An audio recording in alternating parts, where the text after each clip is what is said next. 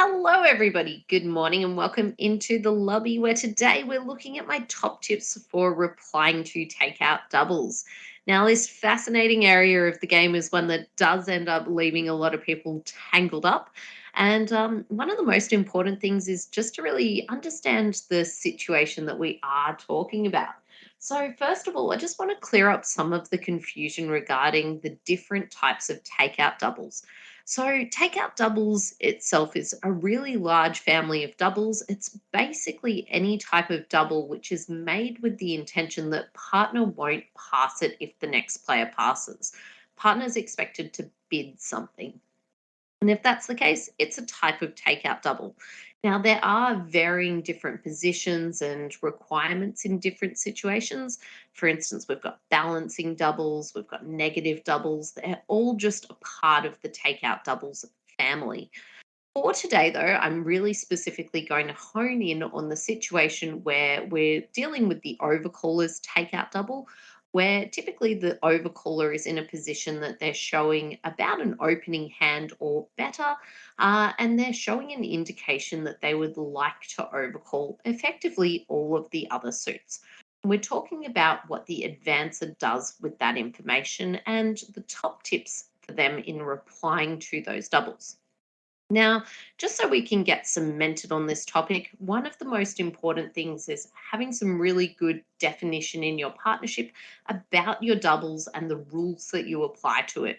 And one of the ones that I've snuck in today, it's not necessarily about replying to the takeout double, but it's about setting up a situation where partner is empowered to reply to the double in the correct way.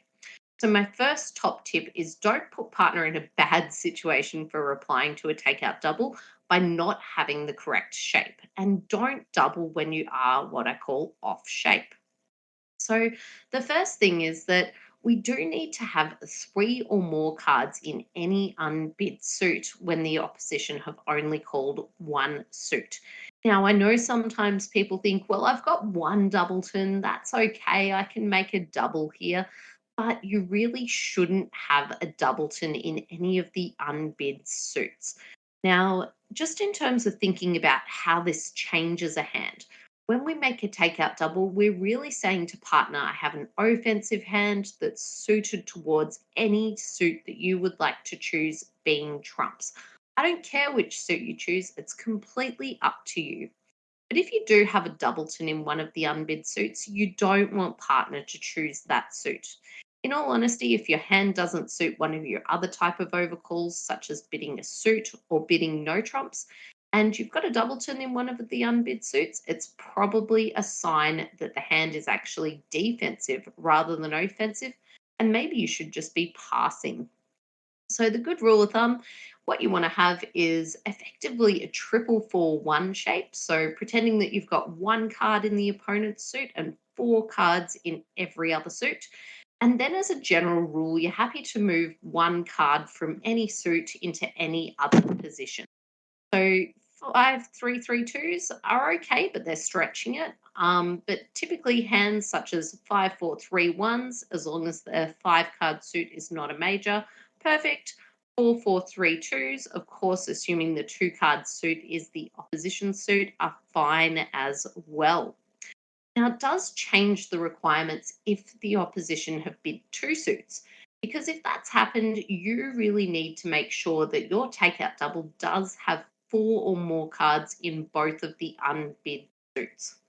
Now, the reason for that is just because of what's happened in the auction. Now, when you do make a takeout double, you're telling partner to choose one of two suits. So you really do need to have four or more cards in both of those suits. Now, it's really complex overcalling because unlike an opener where we've got really clear definitions on what our bid should be, overcallers do often have situations where their hands might overlap different types of overcalls. For instance, when you've got a five card suit, but you're also fitting the requirements for maybe a takeout double or a no trump bid, what are you going to do? Now, what I would suggest is that if you do have a five card major suit, you should actually prefer to overcall that suit by simply bidding it rather than making a double. But if your five card suit is a minor suit, then what you'll want to be doing is actually making the double. And this just comes down to the scoring and the fact that we do prefer playing in majors rather than minors. And if we do have a major suit, we really want to be able to suggest that as trumps to our partner and really make partner know that they only need three cards in that suit to agree it as trumps with us. So typically, if you've got a five card minor suit, prefer to double if your hand meets all our other requirements. But if you've got a five card major, tend towards overcalling. And just to go through what those sort of blanket rules are for our doubles, typically you want to have 12 or more points. If you've got 11 in a singleton in the opponent's suit, that's also fine, or 10 in a void, also fine. And then you want to have three or more cards in all of the other suits as well, and denying a five card major. Now, one thing that I guess there's a lot of misconception about is this idea of needing four cards in any unbid major suit. Yes, it's something that we would like, but if you set the requirement for your partnership of 100% requiring four cards in any unbid major, you'll find that you're getting pushed around too much in the part score battles, especially at match point scoring, which is what we are playing, and that you're really just letting your opponents get away with murder. So please don't feel the need to have four cards in any unbid major suit. Three is completely fine. Now, we will come across to tip five, which will kind of cement this area a little bit more and the impact that can happen by the fact that you might only have three cards in an unbid major. But just to go through the logic of how this is going to play out in the card play, it's really not a problem when you've only got three cards in the major suit. And that's because you're what's known as the short trump hand. So let's assume we've only got three cards in the major and our partner replies and bids that same major suit and they've only got a four card suit. Yes, our partnership is only going to have seven cards, but in terms of how the card play is going to go, it's not going to be too bad at all.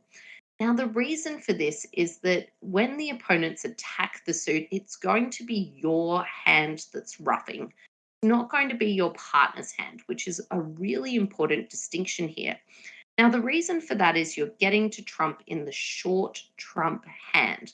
So we're trumping with our three card suit while maintaining partner's four card trump support, and that's going to keep that intact and still give them the ability to draw out trumps. Now, if it was the other way around and partner was having to trump with the four card suit and leave us kind of stranded with our three, then it would be a problem. And they're the situations where you do find you might lose trump control. So when the long trump hand is forced to rough. But one of the things about having your double shaped hand is you're the player with shortage in the opponent's suit. So having three cards in your trump suit is not a problem because you're going to be the one that's roughing. When the trumps are played, roughing the opponent's cards, you're not using your partner's long four card suit. You're really happy doing it with the three card suit. Now, top tip number two, this one might seem a little bit obvious, but takeout doubles are for taking out. Now, when your partner makes a takeout double, they're not making it with the expectation that you will pass. They're suggesting that they have an offensive hand and not a defensive hand. Now, there will be situations that feel very, very uncomfortable to be bid in when you are the advancer and replying to a takeout double, but it's really important that you do make sure that you bid, unless, of course, the next player had made a call. If the opponent had made a call before your turn, they've taken out the double already. The meaning of the double no longer applies. But if that player passed and it's over to you, it's exceptionally, exceptionally rare that the correct action would be to simply pass. Even if you've got very few points or no points at all, or alternatively, in situations where you've got length in the opponent's suit, it's still not a good idea to pass. This does mean sometimes you will be making very uncomfortable calls. You might even need to bid a three card suit yourself. But the more uncomfortable that you feel about making a bid, the more that it's probably going to be the right action to do. Now, what I would suggest is that if you are in one of these horrible positions that you hate being in, if you've got two suits that are available at the same level, and say, for instance, you had two three-card suits and you were forced to choose one of them, if you do have them available at the same level, do prefer a minor suit over a major, and that's just with the idea that partners less likely to get excited and keep on bidding. But biggest rule of thumb, do reply to your takeout doubles. They are there for taking out, no matter how uncomfortable it feels. The idea of passing is that you're going to be there and defending, and now the opponent's contract is doubled. And if they make it, can be quite expensive when they do have some over tricks to go with it. Now, the next top tip for replying to takeout doubles is to ensure that you are replying to the correct level in the auction. Now, it's a really, I guess, strange area to think about, and one people get tangled up with because they think I've just got to bid my favorite suit. I've got to choose my longest suit and then I have to bid it. But they're really not catching the essence of what a double was trying to do and the constructive nature of our conversation with our partner. So, whenever you are replying to a double, we're doing it with the information that our partner had 12 or more points. And the way that I like to think about this the best is what would I have done if my partner had opened the suit that I would like to bid? What level would I have raised them to? Now, if the answer to that is that you had no points and you wouldn't have raised them at all, then your job, if you're the advancer, would just be to bid that suit at the lowest level. But let's say that you had something like 14 points yourself. If your partner had bid your favorite suit at the one level as opener, you would have raised them to game. So, this is what your job is in the auction. If you know that your partnership has enough points for game, which is pretty much where you have 13 or more, it's your job to jump in the auction to be able to indicate this to them. If you just reply at the lowest level, then what's going to happen is that they're going to assume that you are quite weak. So when we're replying to doubles, it's not just our job to choose a suit, it's our job to also convey our points to our partner. Just to go through how you would do that, it depends kind of how many levels are available in the auction. But let's go with a situation where, for instance, you had four levels available. So let's pretend that the opponent started off with one club, your partner doubled, and you were going to reply with spades. You had chosen that spades was your favorite suit, and now it was your turn to reply with spades. In that situation, you could just bid one spade, you could bid two or three or four spades. And the level that you choose for that spade bid will indicate to your partner how many points that you have. So, bidding just one spade, that would be your way of indicating about 0 to 7 points. Jumping up to two spades should show partner you've got about sort of 8 to 10 or so. Bidding three spades would be about 11 or 12, and bidding four spades would be your way of communicating you've got enough for game with partner, which means you should have 13 or more because we know they've got 12 or more. So, bidding at the right level is just so important when you are replying to your partner's takeout double. Now, top tip number four, what we're looking at here is only bidding no trumps with 8 or more points. There are times where you have a stopper in the opponent's suit, and the first thing that might come to mind is bidding no trumps. But I can't emphasize enough how important it is to have 8 or more points when you are applying to a double if you want to bid no trumps. If you've got any less than 8, simply go with a suit, choose a four-card suit that you want to bid, but don't choose no trumps. Now, the reason for that is that it's so much harder taking tricks in no trumps. We really do need to have strength on our side. So if you have fewer than 8 points, the problem is that your partnership might not even have half the points in the deck. We assume partner's got 12, so if we only have 7, we might only have 19 points in our hands, which is less than half of the 40 points in the deck. And even if you're playing one no trump, you're trying to take more than half the tricks. Because taking tricks in no trumps is harder in the sense that we do need mostly high card points, we need sort of some extreme length, which by partners double, we've indicated that we don't have in our partnership. Really important that you do have the 8 or more points. If you have any fewer than 8, what I suggest is simply choosing a suit and bidding that at the lowest level that you can choose, with the idea that you can take tricks in different sorts of ways, such as by trumping. Now, the last top tip for applying to takeout doubles, and this is a bit of an advanced situation, is that what you want to be doing is considering a cubit of the opponent's suit. So, what I mean by this is that if you bid the opponent's suit in the auction, you're not suggesting to your partner that you play their suit as trumps. You're suggesting to your partner that you have a good hand. You should have at least an invitational hand, so 11 or more points. And it should be a hand with no clear direction of where to go. You know you've got enough points in the auction to suggest to your partner that you might have a game contract, but you don't have a clear idea and a clear direction. So, this could typically be a hand without a 5 card major suit, or it could be a hand that does not have a stopper in the opponent's suit. So, can't call no trumps by itself, because in a contested auction, of course, we need to have a stopper in the opponent's suit to bid no trumps. So, what our Cubid picks up is it picks up any of our hands where we have at least invitational points and we basically don't know what to do. And from there, the auction does go down the rabbit hole a little bit. What should happen is that our partner should try to communicate something about their hand they haven't told us yet, whether that might be a stopper in the opponent's suit or just bidding 4 card suits up the line. And ideally, what they should also do is jump in the bidding if they do want to go to game. So, for instance, when they've got 14 or more points. Now, tip 5 here circles back to our ideas that we touched on in our first concept, which is that when we do make a double, there will be situations where we might only have 3 cards in an unbid major suit. And this is our way of kind of cleaning that up and picking that up a little bit later on in the auction if we are the responder and we do have a good hand.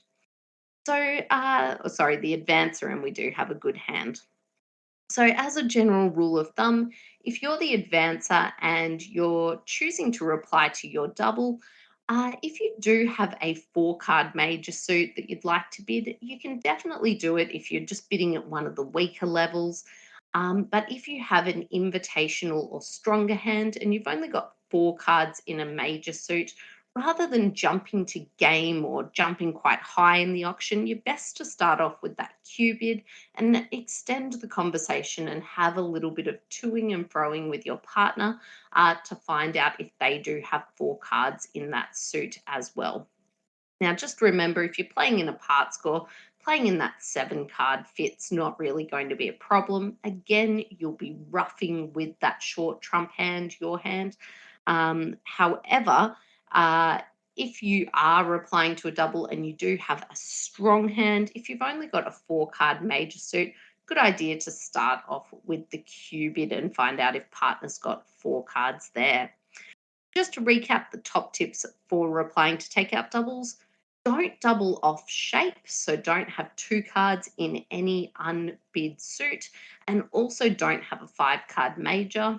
But on the flip side, do feel free to double even if you've only got 3 cards in an unbid major suit. Top tip number 2 was make sure you're taking out takeout doubles. In all honesty, the more uncomfortable you feel about bidding, it's probably more of a sign that you definitely do need to make a bid. Whenever we are replying to takeout doubles, top tip number 3 is to make sure you're applying at the correct level to show your points.